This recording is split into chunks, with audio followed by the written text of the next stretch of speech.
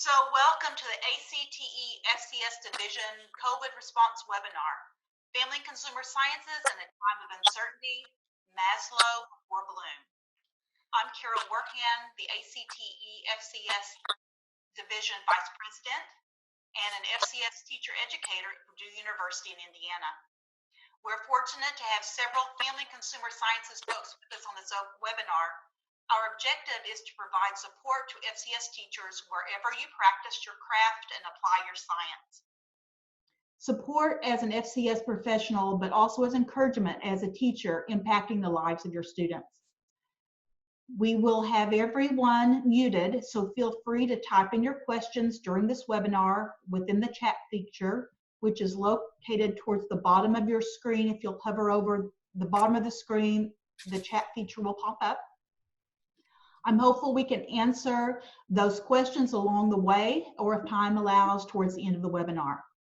So just for clarification, ACTE FCS Division is made up of 3 groups called Associated Members, which represent FCS education within different work environments.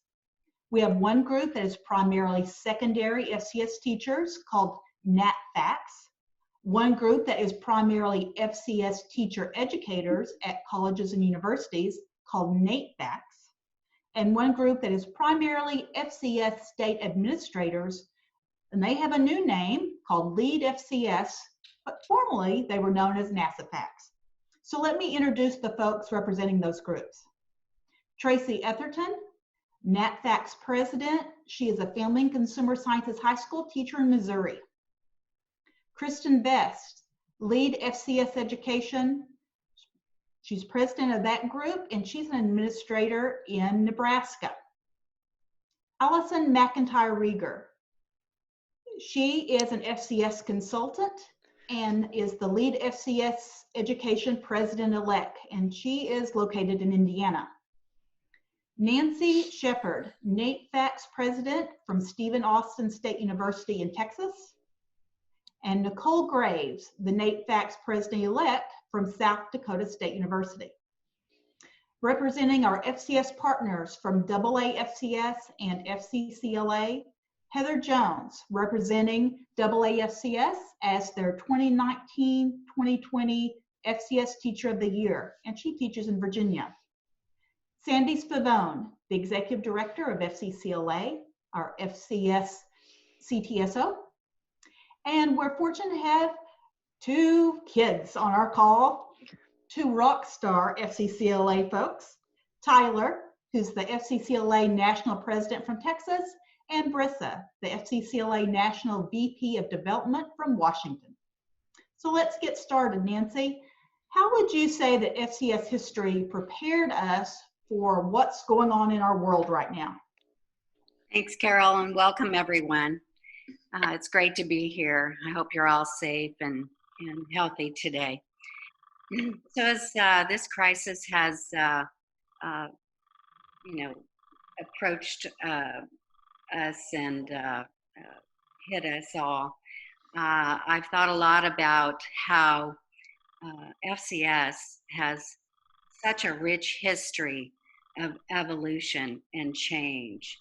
And our history really has prepared us for change because of the evolution with the needs of society.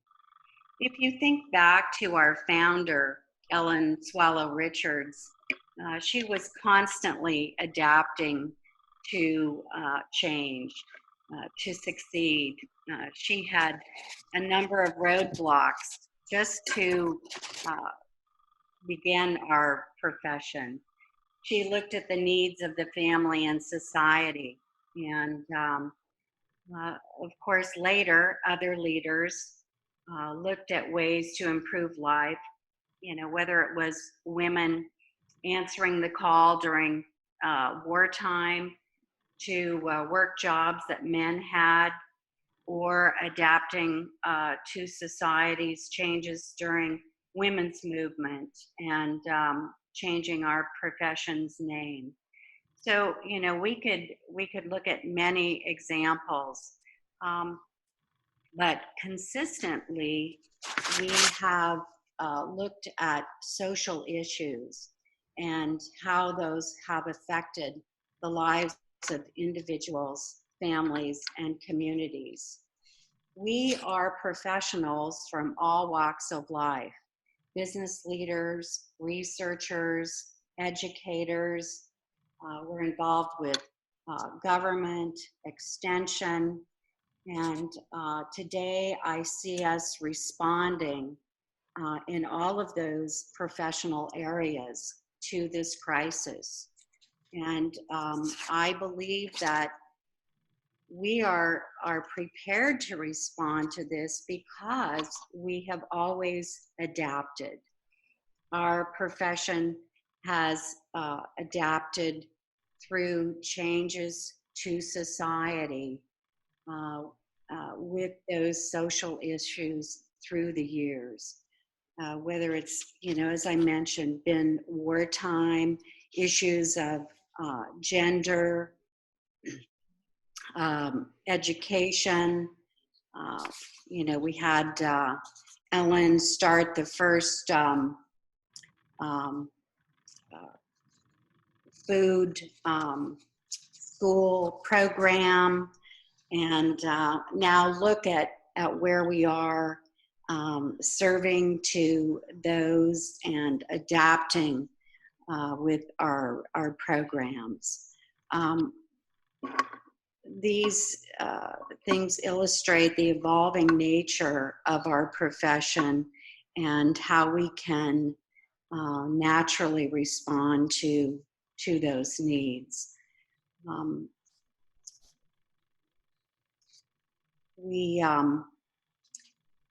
In the 60s and the 70s, we responded to women's advancement in education and careers. And there's just been so many implications through the years.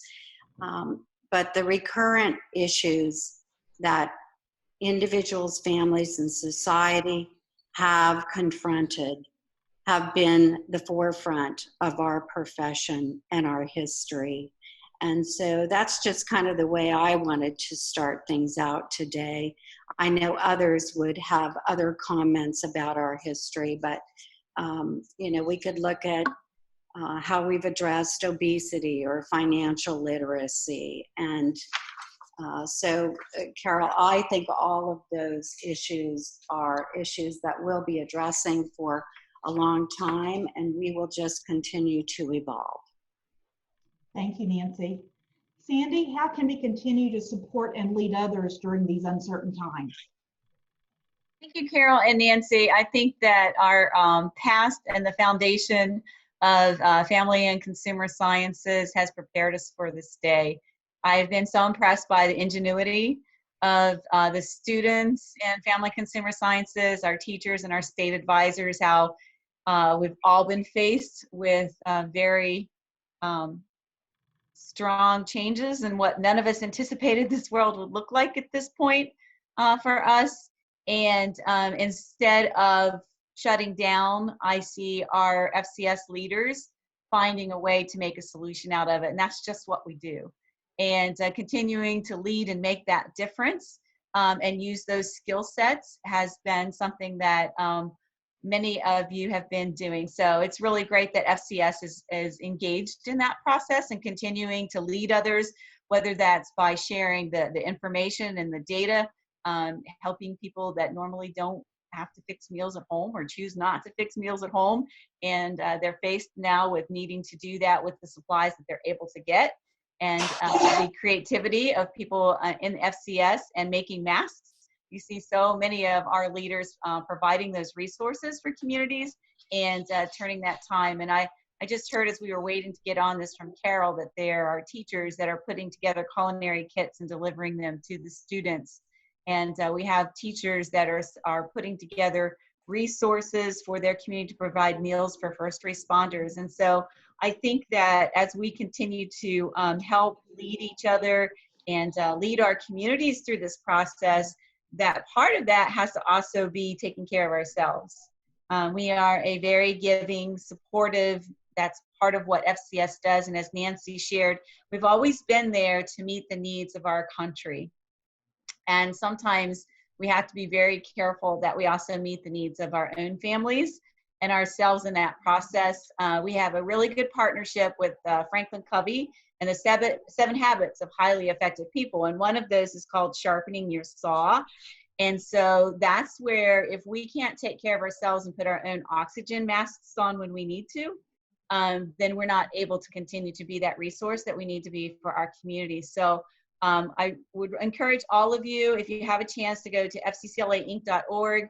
On the homepage, click on COVID response, and we have a resource there that gives all kinds of ideas and examples of ways to just take care of yourself and your family and recharge, and what that might look like, so that as this continues to progress and we face more challenges and ways to deliver education to our students and provide those learning opportunities for them, that we have the energy to do that. We can't drain ourselves and not be there in a time of need. So I am so honored to work with all of you, and I just wanted to share that resource because I have to remind myself to do the same thing as well. And so I hope that you take that time too.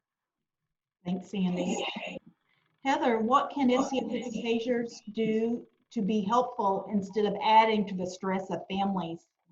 Well, I just wanted to, I wanted to echo what Sandy said. First, before we can be at our best for our students and their families, we have to be taking care of ourselves.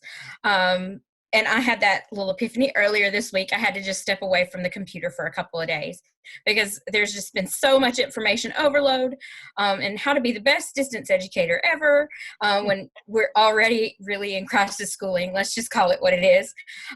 So that's one thing that I try to keep in mind. And to remember, and I know we've heard it a lot in the news, Maslow before Bloom. It's important that we not only take care of our own physiological needs and safety needs, but that we keep those needs of our students at the forefront too before we start adding a lot of rigor to the things that we're asking them to do to stay engaged with our classroom. And I'm going to try to share a graphic with you all. Can you guys see it? Okay, and this is a graphic that's been shared with us courtesy of IFHE, Janine Duncan and Bev Card, that I've seen circulating in social media a lot, and my school district actually shared it at one point. I'm not sure who the author is, but we do want to credit the author when we find out who the author is. And this just helped me to frame my thinking about, what I want to be for my students during this crisis.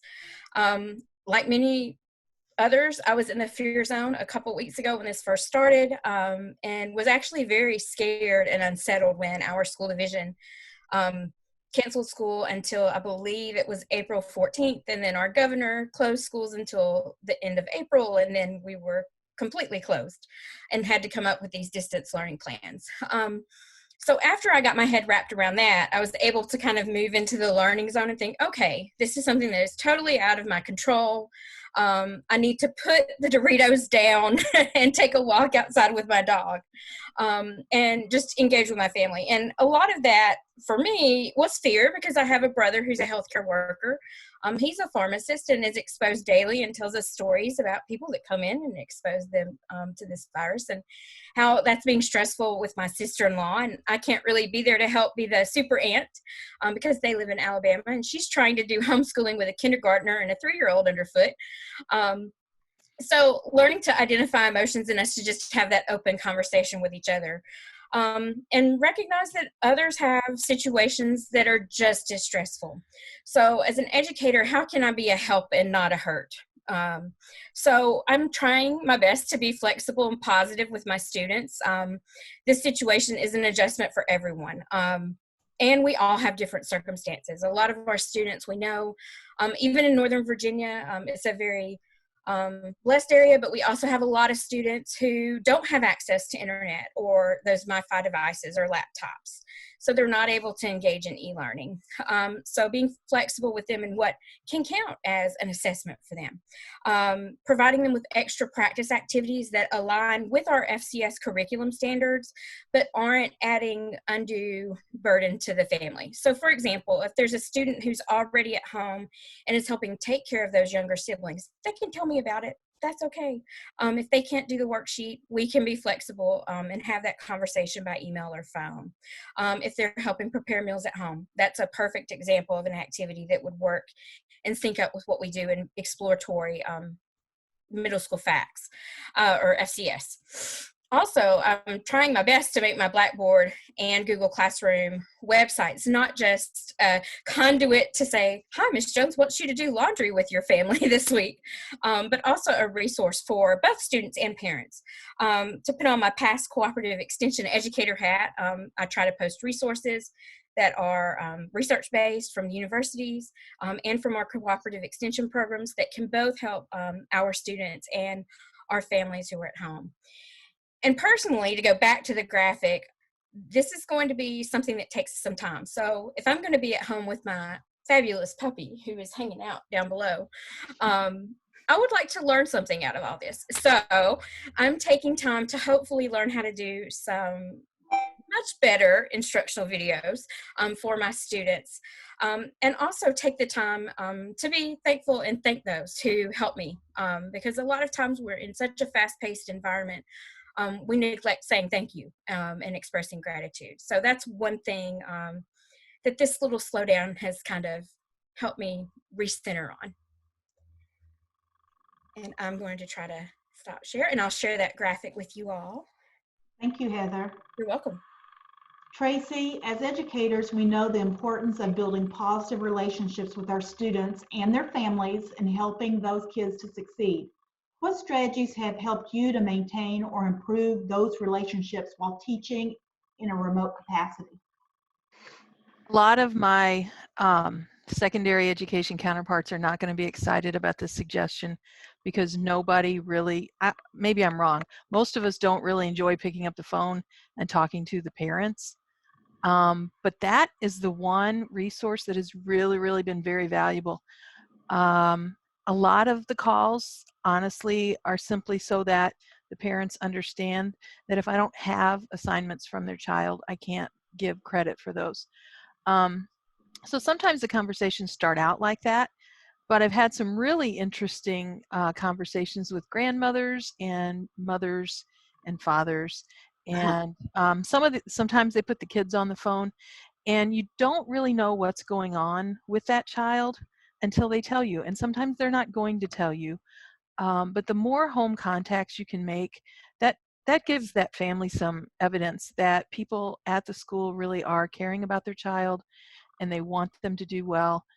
At the same time, while I feel like it's important during that conversation to express the honest actual situation of that child's academic progress, it's also okay to support whatever small triumphs we have, even if they've turned in 2 assignments out of 20. Let's talk about the good of getting those 2 from them and maybe focus on what support I can provide that student so that they can get the other 18 finished as well. Thank you, Tracy. Heather, in what ways are middle and high school teachers highlighting the importance of FCS skills? I'm so glad you asked that question. Let me get back to my notes really quick. Well, and you know, while Heather's finding her notes, one thing I wanted to point out, I've seen several things on social media.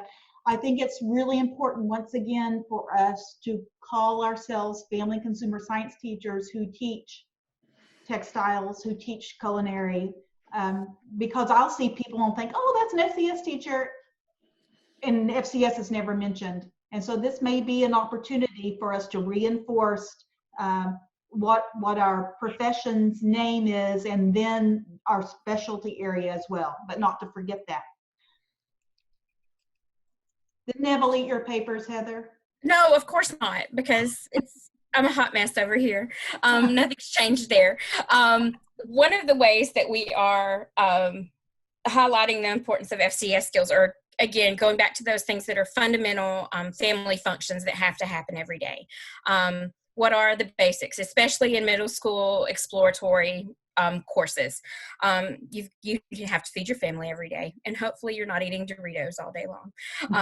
But if that's all you have, that's all you have. We'll work on that. The other thing, students are at home. They have time to clean their spaces. I'm looking around at the room that is about to undergo a little bit of a renovation here in a little bit. So this is an opportune time, whether they have a bedroom, whether their personal space is a shared space with a younger sibling, they can think about how to smartly use their space and keep it clean, because we know that a clean home is also a healthy home, which is super important right now. Another thing that we talk with students about is how can they use what they're learning in FACS classes or family consumer science classes related to careers to help someone in their family who may have found themselves in an unemployed situation due to all the closures that are happening. So our students learn skills like how to write a cover letter, how to put together a resume.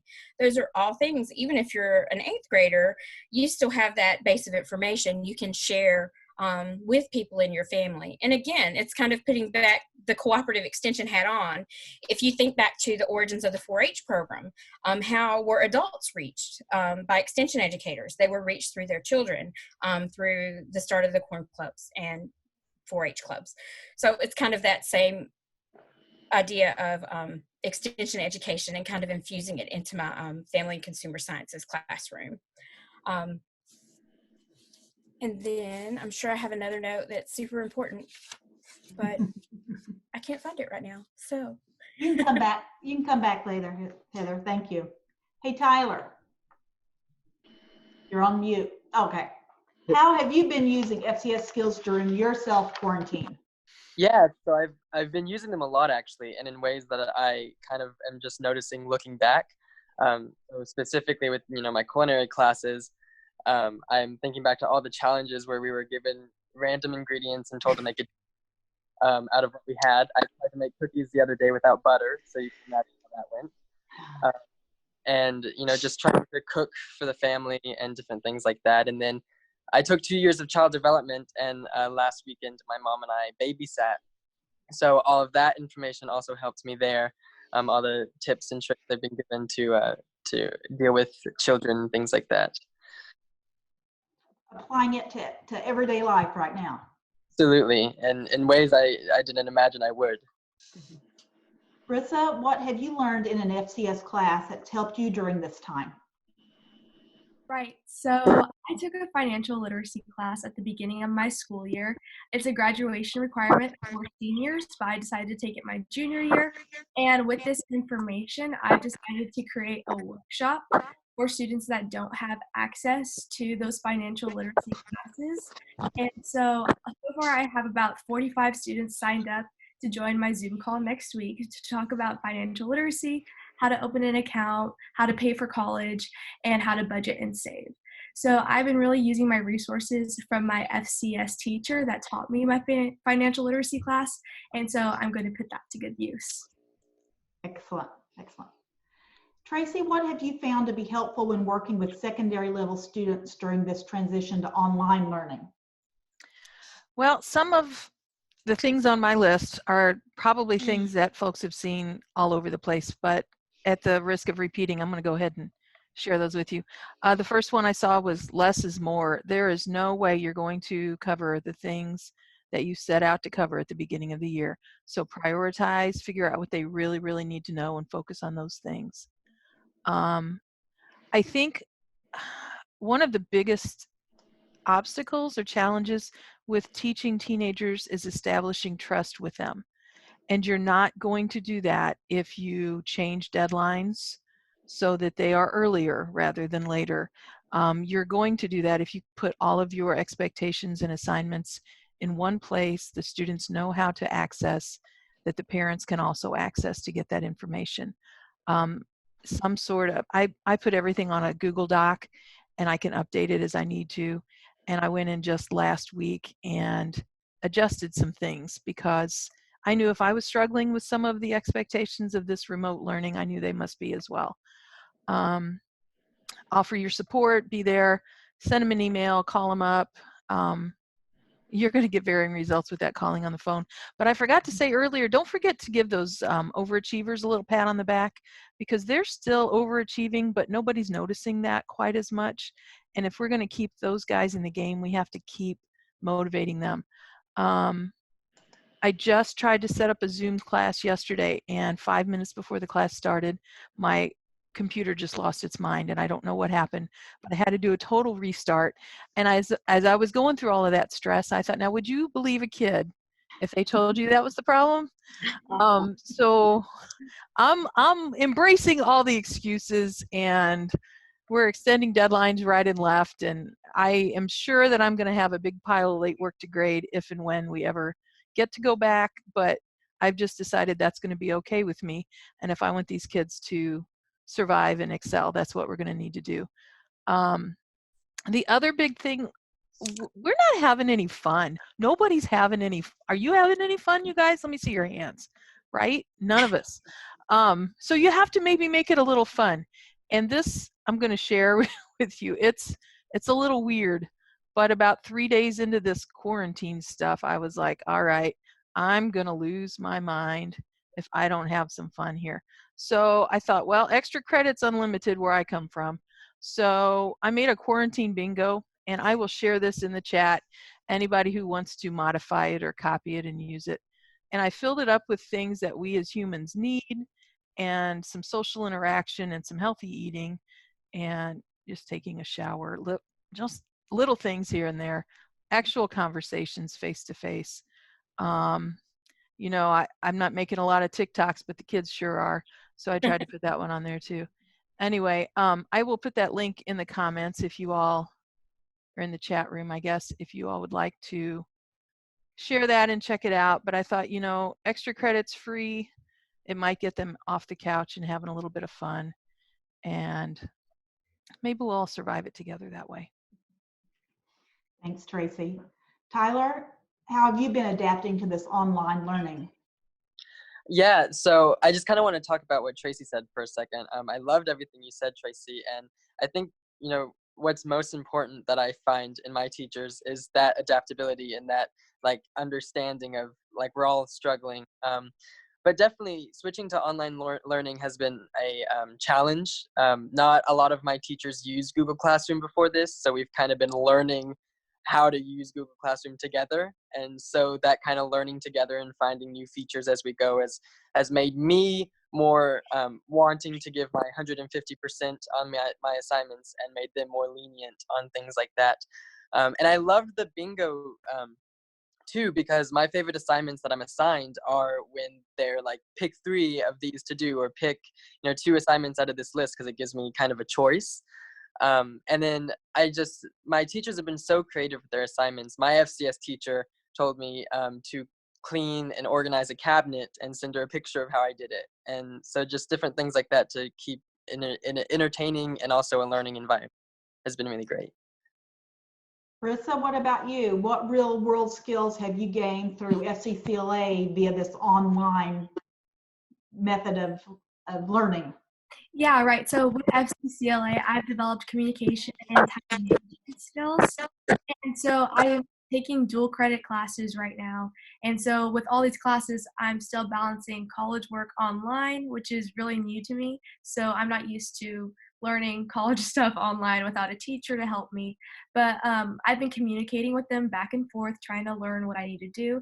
And on top of this, I'm helping my state with their virtual conference. So I'm trying to balance both of them at the same time, just like as if I was in school still. So it's been a fun time. It's been really interesting to try to adapt to this new learning environment. Very good. So at the university level, Nicole and Nancy, in what ways have teacher candidates or pre-service teachers needed to adapt in the face of the COVID outbreak? Yeah, so my teacher candidates had completed about 8 weeks of their student teaching experience prior to the outbreak. Our state requires a minimum of 10 weeks. And so initially, with so many unknowns, we didn't know what that meant for our teacher candidates. But fortunately, my teacher candidates were allowed to continue their student teaching experiences by working with their clinical educators to transition to e-learning or distance learning. The pace of that transition was different for each school district, and what that is looking like is different for school districts depending on student accessibility to devices and to internet and those sorts of things. And so some of my students have been involved in designing packets that students or parents pick up at the school and take home with them, complete and return. Others are utilizing a variety of learning management systems, so Schoology and Google Classroom. But I just met with my teacher candidates via Zoom a couple days ago, and they're mentioning things like free versions of learning management systems don't run very fast. They run pretty slow, and they actually have a tendency to crash because the volume is just, overwhelming for those systems. And so my teacher candidates are having to think fast on their feet. If Schoology crashes, they need a backup plan, and then they transition to making Google Docs. And, my current teacher candidates are Gen Z students, right? They're relatively tech savvy. I think that's been for sure useful to them during this time. They also have experience themselves in taking lots of online courses. However, they're quickly realizing that an online class for a middle school and high school audience needs to and has to look different than a class that they're used to seeing as a college student, right? Just developmentally, we know that our younger learners aren't as self-directed, and we can't expect them to be as self-directed as a college level student. Some other issues that my teacher candidates have mentioned is when they're working with their high school students, they're finding they're finding it very difficult to keep those students on a regular school schedule. If they try to schedule to meet with those students anytime before noon, it's not working out for them. And so, if they're living in a home where a schedule is not being enforced or required of them, they're staying up all night and sleeping all day. And so that's been challenging too. If the school administration says your work hours are between 8 a.m. and 3 p.m., but my students are saying I can't reach students via email until 9 o'clock at night. And so it's that flexibility, but I've been super proud of my students, and I know that their FCS skills have helped them make this transition. And because they're career and technical education, they were already using technology in their classrooms. Before we sent them out, they had to practice using a learning management system. So fortunately, many of them had already been utilizing those platforms. A couple other things. It's important, they're finding, and their clinical educators are finding, it's important to build in flexibility and allow for student choice and voice during this time. And Tyler, you had mentioned that choice is important to you. So many teachers in my state have been sharing some wonderful choice charts, and you've probably seen them floating around, right? Where those choice charts are designed for each class and provide students with choices and which learning activities they want to complete. And I gathered some of the ideas that my teachers have been sharing. And I wanted to share some of the most wonderful, what I consider family-centered examples in which older and younger family members could also get involved and help participate in that practice and development of family consumer sciences skills. So one, clean, organize, and sanitize one room in your house. A kitchen, a bathroom, a living room, a bedroom. Students are to take a before and after photo and then write a paragraph on why organization and or sanitation is so important to health and or productivity, right? Clean your pantry and or refrigerator. Take a before and after photo, pull out products and organize.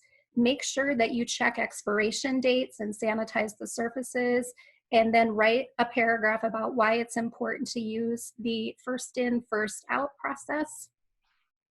Chart responsibilities and roles of each family member in your house and reflect on how those roles have maybe changed during this time.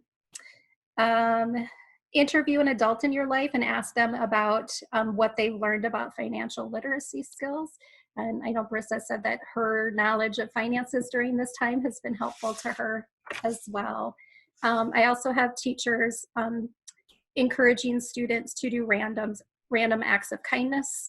In Chalk Your Walk, which you get out in your neighborhood and write positive messages on sidewalks. If you have younger children in your home, making Play-Doh, and making and plating breakfast, lunch, and dinner for your families. And you're right, I mean, if you can't go to the grocery store, you shouldn't go to the grocery store for the next 2 weeks. You got to figure out how to make some meals out of what you have.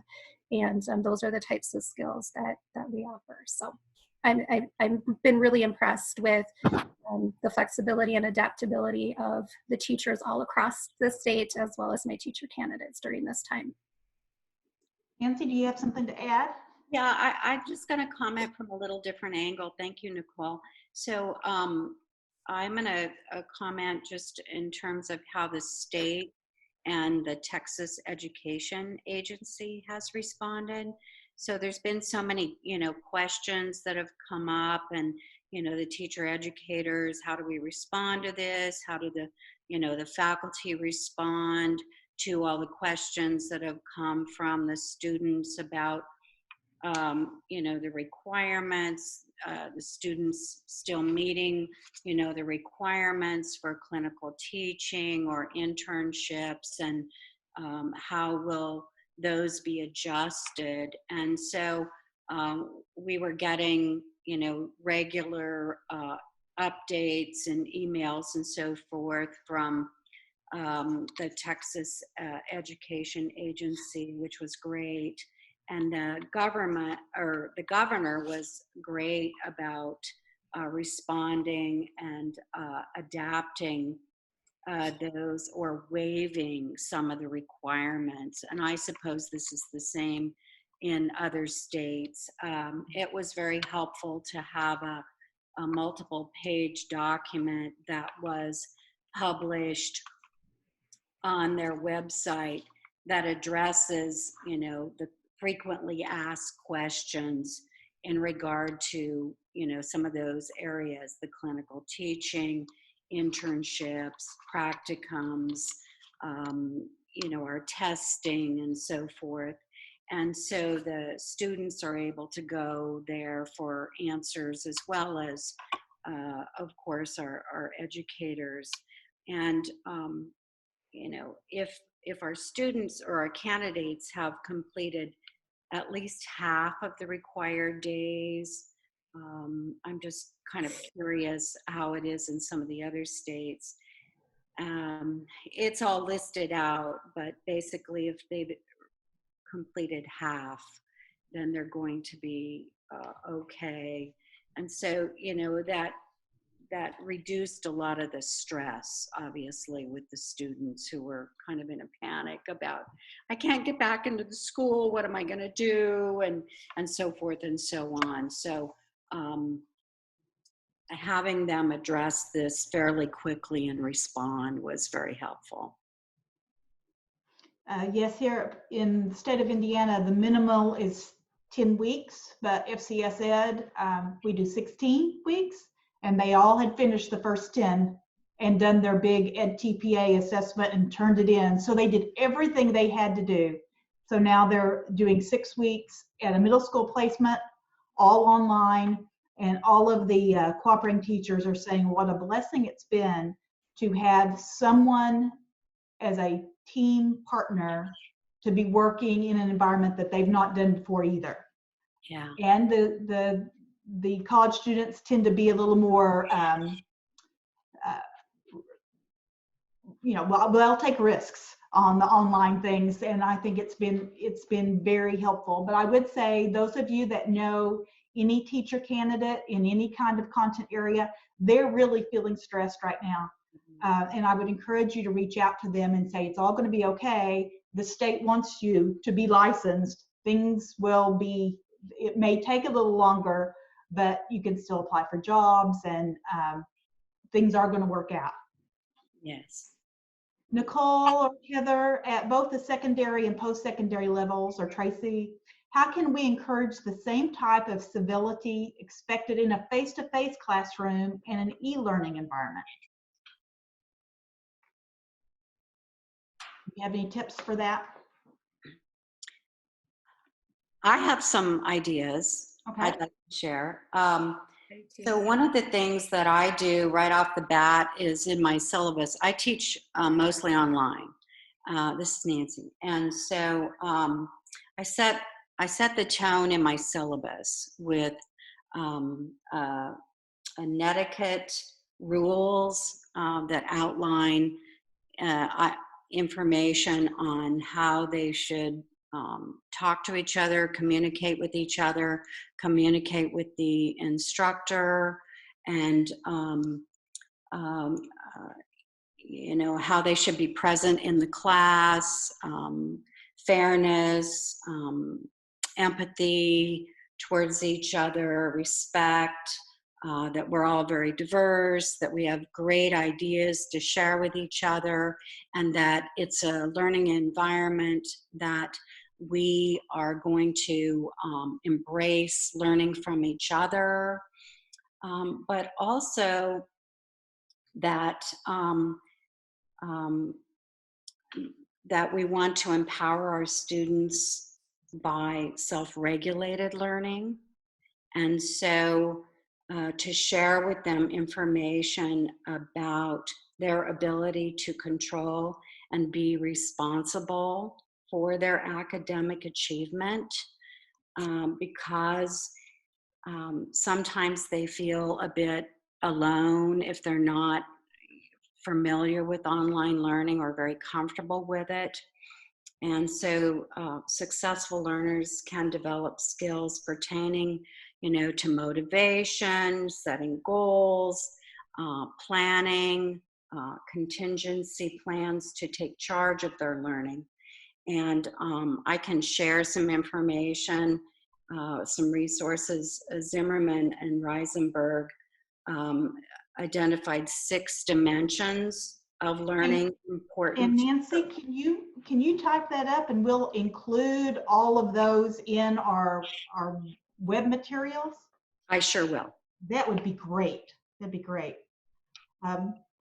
Any other person want to talk about civility and face-to-face classroom? Yeah, I had a few things I wanted to share about that. So from educator, I'm trying to find resources, right, for my teacher candidates. They can use them in those middle school and high school areas. And so I, even before this, had referenced a bit, and they have some great resources for parents. So that's what I like about that resource, and I'll include the and some of the topics they cover are digital citizenship, and they have free lessons for K-12 audiences, and they address topics like digital footprint, media balance, cyberbullying, online privacy, news and media literacy. And so I've been hearing a lot lately about that media balance issue. During this time of sheltering in place, students are wanting to spend a lot of time on gaming systems. They're binging shows on a variety of streaming services. And if all of their learning is also online, think about the screen time during the day. And, you know, that's an issue that Family Consumer Sciences has looked at before. And so while it's a tool and a resource for us during this time, I also think about how much screen time are our students getting, and should we be thinking about that. So that's why, again, I like those choice charts. Students in CTE courses are really used to doing hands-on projects, and so those choice charts build in some of that, and so it's not all screen time all the time. And so I think that matters too. Nicole, make sure you share those resources so that everybody has those. Yep. For middle, Go ahead. For middle school students, it's very much about establishing the norms once we get together in our synchronous learning environment. So to help them have a prompt, I put together an infographic for them. One of my colleagues shared a similar infographic that was school specific, but I decided I needed one that was FCS specific. So we talk about what your appearance is and your workspace when you're participating in the video, chat with your students, and being, school appropriate. Even though you're at home, we should still be school appropriate. And practicing courtesy, so our classroom norms still apply when we're together online. There's also a reminder to stay connected, depending on what learning platform your school district uses. And I left this generic in case anyone wants to use it. We use Blackboard and Google Classroom, so to make sure they're subscribed to their appropriate electronic learning platform. And then also talk about scheduling your time and making a schedule. This is really important for families that have more than one child at home who is participating in distance learning, and parents are also working. And also I provide a definition for synchronous and asynchronous learning. That's been confusing for some of our middle schoolers. Just as a reminder to them that synchronous is when we're all together online in a video chat, and asynchronous is when you're completing educational activities on your own time. And then just a reminder to communicate with your teachers. If they do email you, please email them back. If they do leave you with a phone message, please return that phone message so that we know you're okay. Thank you. Allison and Kristen, from the state administrator's perspective, how are you navigating the amount of resources and finding appropriate resources for your e-learning or remote learning? So this would be for Allison and Kristen, and then maybe also Heather, as a high school or middle school teacher, how do you know what we found online is worth using? Thank you, Carol. Go ahead. Kristen? So I think one of the major pieces that as states are working to provide high quality instructional resources to teachers is that there is a bit of a vetting process depending on the state. And so many times student privacy and teacher privacy is the first of mind. And so making sure that those resources are not violating any privacy laws is one thing that I think teachers and state administrators, we don't always feel super comfortable navigating that water. And so I think it is important that as we're considering instructional resources, that there has been a vetting process that's gone on in some way, shape, or form. And I'll share in the chat a link to some of those resources, specifically keeping those items of student and teacher privacy in mind. What Allison is sharing is what we believe to be our best vetted resource for family and consumer science instructional materials. She's sharing a link to the Family and Consumer Sciences curriculum library that has received resources that have been vetted by state administrators as a result of the partnership to support, recruit, and what else are we supposed to do? Prepare. Thank you. Prepare family and consumer science educators. I don't know how many different times I've said that, and I couldn't remember at that moment. But certainly the curriculum library, we have guidelines for submission. There's a checklist, and so that helps us to maintain the high quality instructional materials that are aligned to our national standards. But then additionally, and it's amazing how quickly things can happen in a time of crisis and when we really need them, to have a really robust resource library that's continuing to change daily at times as additional resources are submitted. The e-learning resources right in the center of the page is a great guideline as you're adapting, quickly learning, and becoming quick experts in navigating e-learning. And if I can add to that, we have e-learning resources that are generalized for online learning principles, but we also have e-learning resources that are categorized by content or area or cluster, or however you want to look at that. And we have a lot on here, and that's listed and organized, and we are trying to add more to this on a regular basis. So I know as new things come across all the different listservs, we're trying to look at those and make sure that we're getting the ones that are reputable up as quickly as we can, so that we have as many resources as we can in one place. I know we're pulling a lot from FCCLA, sends out updated online resources on Fridays, and then a lot of other states have collaborated and created these resources. So FCSED.net. Yep, and I will put that in the chat when we're through sharing our screen. Lots of great information there. And if you haven't been there to check out those curriculum resources, plus, you know, how we're going to recruit our next generation of teachers, it's all there. So thank you for sharing that. Well, Allison, how are some other ways you're partnering with organizations that may be new or original that we might want to do during this time? So I really liked Heather's image that she showed talking about moving into that growth zone. I wrote that down. Because I think that we have a lot of work on our hands, but we also have a weird amount of unstructured time. And so I work with Indiana FCCLA, and that's the highlight of what I get to do, and work with those students. And so I wanted something new, fun, and different for our students as we move into a new year, new officer team, they're brand new kids. And so we're doing a couple different projects. One that we just really kind of, if you want to say, signed the paper today, but we are working with the Produce Moms, their marketing group for produce industry, and the local zoo to develop recipes based off of zoo animals. So I know that sounds a little out there, but it's a lot of fun. So eat your fruits and veggies like the mighty brown bear, for example, here.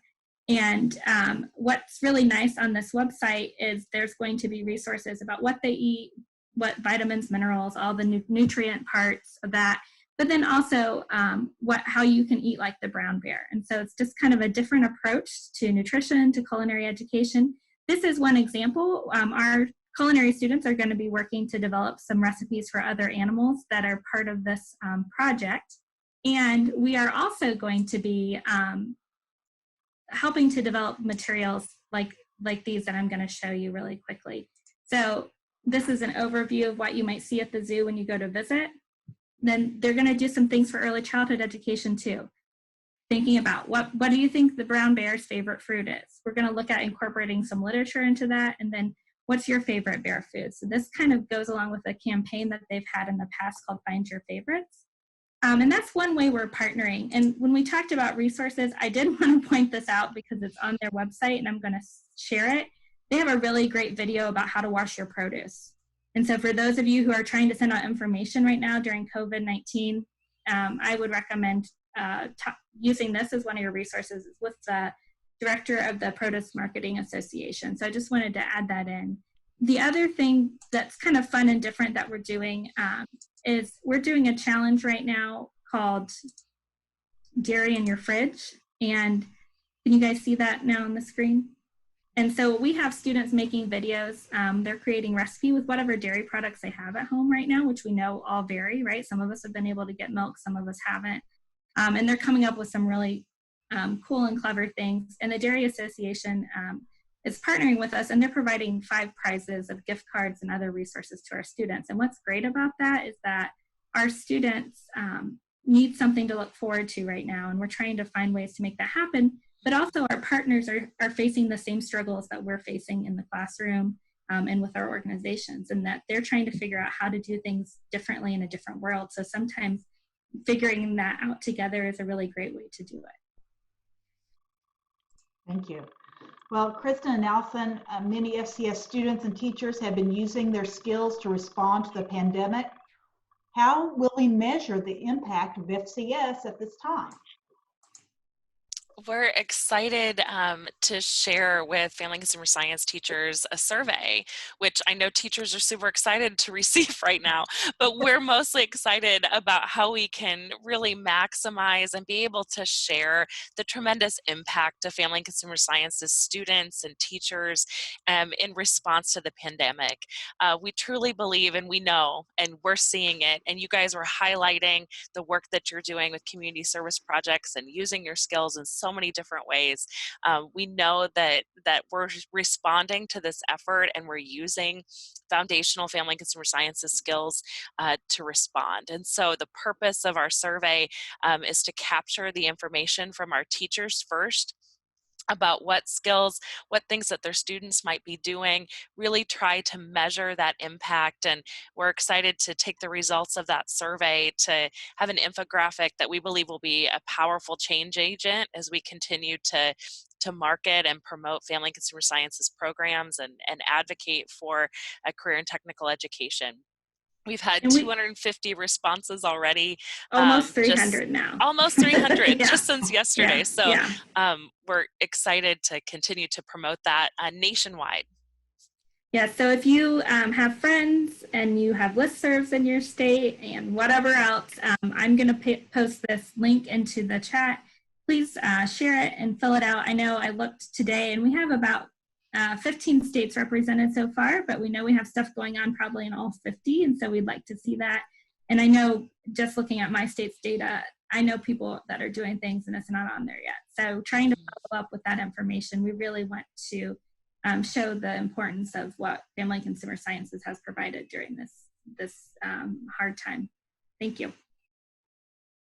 Sandy, how can we use this momentum to showcase the need for our foundational courses as well as our career preparation courses? So I think that this is a great opportunity for us to highlight what FCS is doing and making sure, like you said, Carol, to market it correctly, so that this is a moment we can't miss that opportunity. We have prepared our youth through our classes to be able to survive this and learning those skill sets. And so using that and making sure that you're tagging that in whatever work that you're pushing out there, whatever you're highlighting on social media, if somebody asks you to write a story or a blog, and using that. And it would be great if LeadFCS would tell us all a hashtag they all want us to use, and we gather around that and market that. So it, again, it showcases the foundational skills that we all teach, but that also translates into career skills that we're still being able to encourage and implement in our students. And, you know, just as our students are learning to communicate effectively through e-learning, many of them will have their job interviews through a teleconference now. You know, that's so many companies are doing that. So we are still investing in skill sets that will help set them apart. But I'm really hoping that this is a moment where the average Joes in the world and the parents that don't understand what's FCS, what's that class my kid's taking, that it comes home and that it brings it about that this is important for our whole society to be able to be successful and have the skills that we need to survive. So I'm looking forward to all of us working together to make sure that happens. Thank you. Presenters, do you have any follow-up remarks? Oh, Allison. Hey, okay. Sandy, we want to do a hashtag too. So anyone got a great idea? Like maybe I put FCS Matters, but I'm open to other ideas if anyone has one. Type it in the link and let's make a decision. Okay. You guys tell us what to do then. FCS in Action. That's a good one. Rob from North Carolina sent that. We'll send it out with the confirmation of this thing that Carol sends out with the recording. So we'll come up with them by then. Awesome. Thanks. Oh, good. That's exciting. I'm ready for a new hashtag. Well, our time is just about up, and thank you for participating in this ACTE FCS Division webinar. The recording will be placed on the ACTE website, and there is a COVID response page on the ACTE website. It'll also be within the FCS Division page as well. So please stay happy and well, and I look forward to talking to you at a future date. Thank you.